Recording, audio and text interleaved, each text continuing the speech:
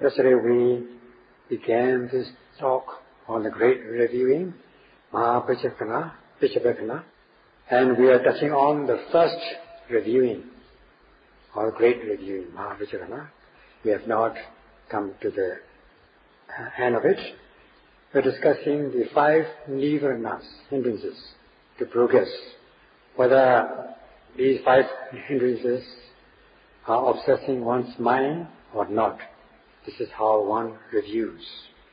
And also, we also discussed how the last of the 5 hindrances to progress, namely Vicikiccha, skeptical doubt, is one obsessed with skeptical doubt or not.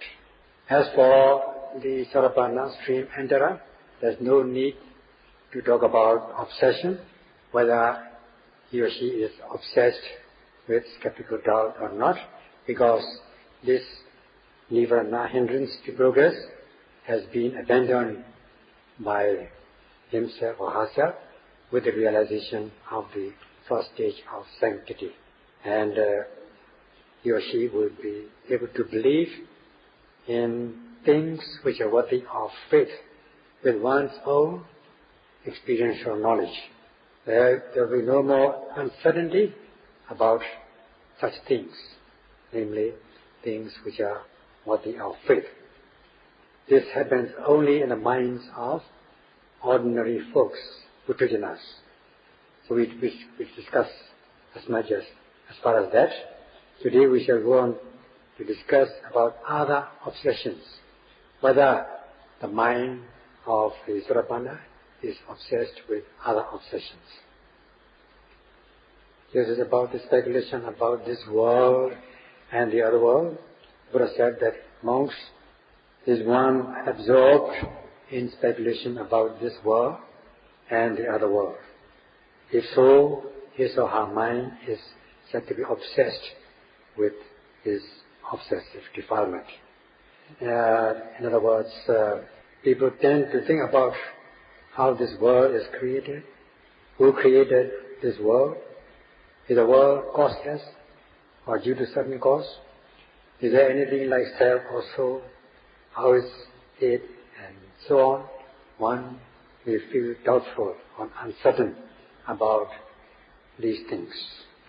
That is the existing world, the present world that we are living in. If the mind is absorbed in such obsessions, then one is said to be committing these 2 things, deity, Vicikiccha, personal review, and skeptical doubt, thus wasting time, which usually happens in the minds of ordinary folks, Puttajanas, as pariyutthana kilesa, obsessive defilement. Unless one has practiced the way of mindfulness like what you're doing now, you will not be able to discern mind and body, nor understand the cause and effect linkage, such as how body causes mind, rupa causes nama, or how nama, mentality causes materiality, rupa, or how mentality causes mentality, there's cause and effect between the mentalities, and so on. So in order to know the cause and effect process, one must realize what is known as Yathabhuta Vipassana Jnana, that is knowledge of cause and effect. For example, because of the ear, presence of the ear or ear sensitivity, and the sound you hear, there arises the hearing consciousness. So long as there is no hindrance between the sound and the ear, and you give attention to the sound, you are bound to hear this sound or voice. Nobody will be able to hinder the act of hearing. So long as there are these causes, no supreme being can say that you don't hear. And so long as there are these causes, you are bound to hear the sound or voice. Such is the linkage of cause and effect, known as Yathabhuta. So by being mindful of mind and body and their conditionality, one will become clear of the process of cause and effect. Then one will come to understand whether it is causeless or due to cause. Otherwise, one will not understand, one will be doubtful whether this is causeless, such a thing is causeless. And if one is not able to understand the cause and effect relationship, one will hold perverted views, perverted consciousness. And even if one knows the cause and condition, if one does not know as yet the relevancy of cause and effect, that is, the cause and effect in relevant cases, then you will hold the view of irrelevant causes. Because although you know cause and effect, it must be relevant cause, leading to relevant effect. Otherwise, you will hold the view of some supreme being creating something that is holding an irrelevant cause. This is known as Dhamma Ditthi. Such as you may have doubt about who created the world. Is it causeless? Is there anything like self or soul? How is it? And so on. You will go on being absorbed in the speculation of the world. And unless you have undertaken the practice of Satipatthana like you are doing, you may be thinking and fantasizing and trying to reason out, but your reasoning, intellectual reasoning, will not be able to catch up with the effect of the matter because they are out of reach of your intellect. By just thinking, so thinking is not a knowledge. Thinking cannot lead to what is known as the Yathabhuta Vipassana Jnana, that is the knowledge of cause and condition. Then one will be led to what is known as intense delusion, Samoha Vinivisa, which is a great hindrance, like a wall, so that you cannot see or hear or understand what is beyond that wall. In this way, this leads to perverted knowledge, perverted views, and such is known as Abhinivisa, and it has been with you in an intense manner. Hence it is known as Samoha Vinivisa, as regards the cause and condition of the realities. Unless you take up the practice like the Satipatthana practice that you are doing, you will not understand mind, the body and their conditionality. So you will hold the view of causelessness. And also you may also feel the fictitious cause view, that is what we just discussed, Dhamma Ditthi, that there is a being, a supreme being, which creates certain things, such as known as Dhamma Ditthi, fictitious cause view. And this will be led to perverted view and perverted consciousness. So in this way, you'll be thinking, you'll be absorbed in a speculation about the world. And now only with the practice of Satipatthana like this, noting every arising in your body, will be able to understand the mind and body and their conditionality. Then you will become free from this perverted view or perverted consciousness. Your views and consciousness will become rectified. Then you may be absorbed with the other world, such as after your body breaks up and dies, what will happen to you?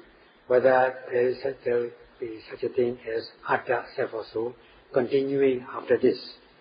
Will it exist after this? How will it exist? And why does it exist? And so on.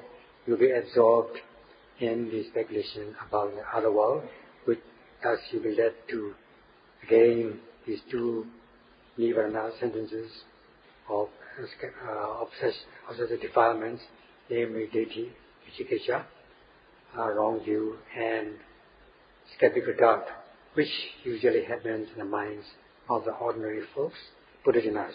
In the case of Sarvapana stream enterer, it is not possible to happen in his or her mind, because these things, these speculations of such a defilement will be abandoned with the first supramundane path. So a Sarabhana will be free from such thoughts, speculation about the world. These things, speculation about the world, means speculation about thinking about rivers, mountains, forests, Deva, plain of Devas or Brahmas and things like that during the practice of meditation is tantamount to restlessness, uddhacca. It's a kind of hindrance, unlike wrong view and skeptical doubt. This is a kind of obsession, and if one is absorbed in such obsession in the course of the practice, all one has got to do is just note and overcome. Otherwise you will not be able to know the truth of the matter, or the truth of your mind and body, and your mind will be clouded, so that you will not be able to cultivate the purity of your mind, to know the realities of mind and body. Moreover, the Buddha says, monks, if they are indulging in quarreling and brawling, and in deep dispute, stabbing others with verbal daggers, then such monks or whoever is indulging in that is tantamount to being obsessed with these pariyutthana kilesas, obsessive defilements. And such obsessive defilements will not happen in one person. It has to be more than one person. Only then there will be quarreling and brawling. But there are some people who will quarrel who is quarreling alone in his or her mind, ruminating about the past, about his or her unpleasant experiences, fantasizing and bringing to memory all these memories. Then one is said to be absorbed in obsessive defilement. While one is practicing meditation, one may be thinking about this and being absorbed in quarreling and brawling. Then one is said to be obsessed with obsessive defilements, in which case all one has got to do is just note and abandon or overcome. And also, one should be able to prevent such things to happen by means of protecting or guarding one's mind with mindfulness, and so that one will be able to, by noting the obvious object as it arises, then one will be able to understand the intrinsic nature of these objects noted. Otherwise, one will not be able to overcome this obsessive defilement. One will not be able to understand the realities of mind and body. Sometimes if one person is happening among himself or herself, like quarreling and brawling among himself or herself, then it might take from minutes to hours and cannot be subdued, cannot subside. So one has to be very careful, especially those who are prone to fantasies and imaginations. If you are indulging in this quarreling and brawling in your mind, then you will not be able to cultivate the true knowledge of things. And even if with this obsession or being absorbed in this obsessive defilements, it is tantamount to not being able to know the true nature of objects, not to mention if you are really indulging in the physical fist fights and so on. Then, in which case, as for monks, they will be breaking their disciplinary rules, apattiya, they will be committing offense, and will disrupt their moral virtues. Then they will also, if their moral virtue is disrupted, then there will be no citta visuddhi, the purity of mind. You will not be able to concentrate the mind. One will not be able to cultivate the purity of mind or purification of mind, citta visuddhi. This visuddhi, purification of the mind, will also be disrupted. If there is no Chitta Visuddhi. If one is not able to concentrate one's mind, then one will not be able to overcome these hindrances to progress. That is disrupting Chitta Visuddhi because of the disruption of Chitta Visuddhi. And if there is no purification of mind, then one will not be able to see the true nature of the objects, beginning with the discernment of mind and body, and progressing along the insight knowledge. That is, one will not be able to cultivate this Visuddhi, the purification of views, not to mention the cultivation or realization of this Theravada Anapana Jnana, knowledge of cause and condition, or conditionality of mind and body. And then, if one is not able to cultivate this knowledge, then one will not be able to realize the universal characteristics of mind and body, such as impermanent, characteristic of impermanence and so on, and one will not be able to realize this insight knowledge. Only with the purification of the mind and the cultivation of insight knowledge and reaching a maturity will one be able to come to the cessation of mind and body, that is realizing the path and the fruit of the path. So one will not be able to realize this stage if one is indulging in brawling and quarreling and fist fights and so on.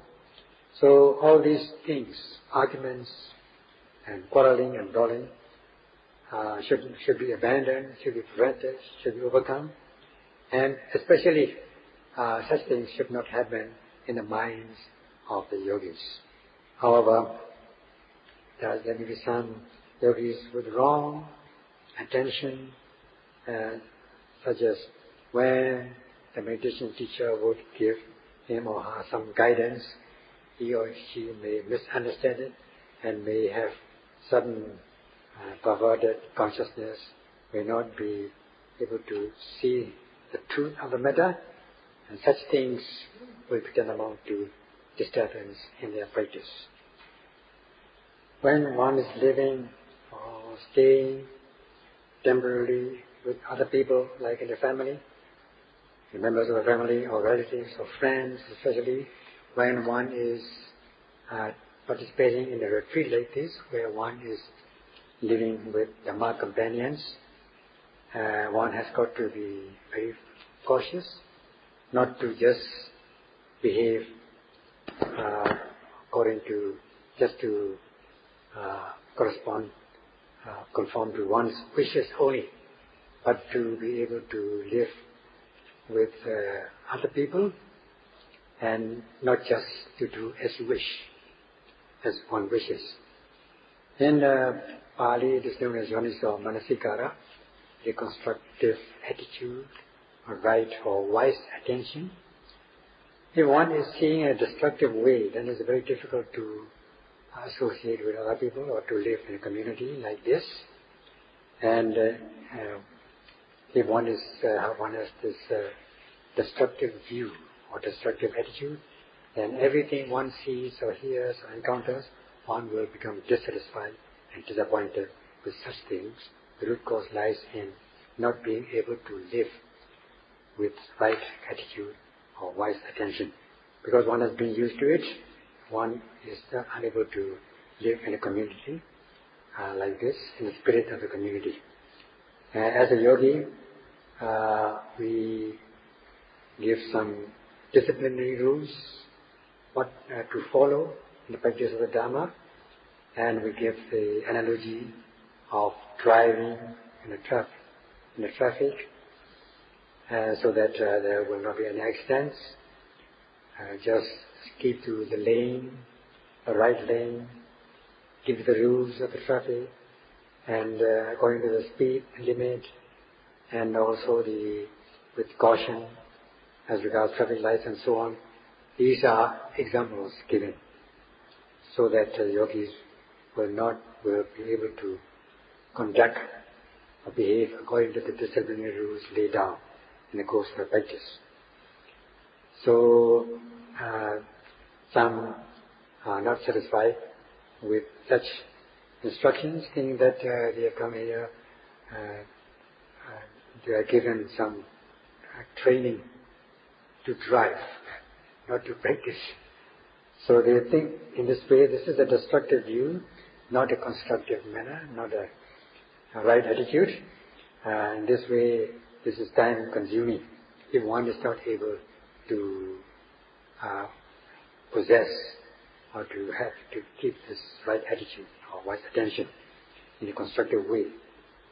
So this example is given so that when one is taking part in this retreat and taking up meditation, one will not make mistakes, and one will be able to walk the right path. So this is the example towards that objective, so that one will not affect oneself, at the same time not harm others. So you are just accomplishing two things at the same time. But some yogis seem not to be satisfied with such instruction. All these observed defilements are mentioned so as not to obstruct one's practice, but to obstruct the knowledge of true nature of the objects, hence explanation on these hindrances to progress. As for ordinary folks, Puthujjanas, they are not free from these obsessive defilements or hindrances to progress, hence they cannot cultivate concentration, cannot deepen concentration. If they cannot deepen concentration, then they are not able to cultivate purification of their mind, Chitta Visuddhi. This cannot happen. So, as for the Puthujjanas, ordinary beings, in the beginning of the practice, all they have to do is just fighting with these hindrances in the beginning of the practice. So they have one method is to prevent these things from attacking you, and if they all attack you, they have to be noted and abandoned. Whether one is practicing to cultivate concentration samadhi in order to gain mundane absorptions, logiya jhanas, or one is taking up meditation on one meditation object, any meditation object, like for instance the in and out breath, Anapana, or in the spirit of Satipana, what we are doing. And while we are doing that, in the beginning of the practice, mind tends to wander about here and there. There can be distraction of the mind. Mind becomes restless. So that during that time, sometimes the mind goes to places where you have been before, to your familiar places, and then you'll be talking in your mind with a familiar person or friends and so on. Then sometimes you will be talking among yourself, indulging in self-conversation, so to speak, and then you'll be thinking about your desires and wantings. Such thoughts are known as Kamachanda. Kamachanda is a compound of two words, Kama and Chanda. Kama also is wanting, and Chanda also is wanting, so this means extreme intense desire, longing or craving. Hence this expression Kamachanda. And this discourse is given this Kama Raga Priyotana, which is obsessive defilements as regards sensual desires. That means one is not able to control which, if one is absorbed, obsessed with these sensual desires, then one will not be able to control oneself, so that one will not be able to be with the object of meditation. If the meditation is samatha, tranquility, then one will be removed from the object of this tranquility meditation. And if one is practicing the in and out breath, Anapanasati, one's mind would not be at the nose or the nostrils. Or if one is practicing the Satipatthana, just like you are all doing, noting the four postures in the spirit of Satipatthana, your mind will not be with the object to be noted. Instead, you'll be absorbed in this obsessive defilement of sense desires, thinking about sense desires. So if this is happening, that is kamicchanda, sense desires, obsessions, then if one is practicing samatha, kusala, wholesome deed of tranquility meditation, or if one is practicing like what you all are doing inside practice, then this thoughts of sensual desires will hinder you, obstruct you, so that you will not be able to cultivate this samatha or vipassana, because you are absorbed in these sense desires, kamicchanda. Hence it is known as nivarnas, hindrance to progress. So as not this to happen, one has got to guard one's mind with vigilant mindfulness by energetically applying one's floating mind to the immediately arising object, so as first to prevent it, then if it all arises, one has got to knock them off. In this way, one applies two kinds of methods, namely prevention and cure. As for insight practitioner, yogis, if at all one happens to be absorbed in this sense of desires, then one has got to be mindful of this desire as it arises, as simple as that, so that this obsession will become weaker and weaker until it passes away. If it's not gone with one noting, one time you will note 2 times, or 3 times, 4, 5 times, until this thoughts of sense desires dissolves altogether. When this dissolves, then you go back to your original or main object, in this case rising and falling of the abdomen, continuously, until another extraneous object or extraneous thought arise. Then again you got to note and overcome, and then fall back on your initial main object of rising and falling. This kamicchanda, sense desire, is one of the fires of kilesa, defilements. It tends to burn you like a fire and causes you suffering, causes you to suffer. And it makes you impure, contaminates you. Hence, it hinders or prevents wholesome states from arising, because it contaminates, undermines you, and also weakens your knowledge. So, always if this fire is about to take place, you have to prevent the fire from burning, and this is the correct victory, because your prevention, prevention is better than cure. So you have to prevent the fire, just like you prevent the fire, you also prevent this fire of kilesa, kamicchanda, nivarna, which is one of the fire of defilements. And if at all it arises, that means fire takes place, then you've got to extinguish it. So in this way, you have to apply two methods, namely prevention and then cure. So also, when, as regards this obsessive defilement of sense desire, you've got to prevent it before it arises, and if it all arises in your mind, if you become absorbed in this obsessive defilement, you have to note and abandon, so that it will become weaker and weaker until it dissolves. When you have very great serious diseases happening, like contagious diseases and so on, one has got to prevent such diseases from spreading.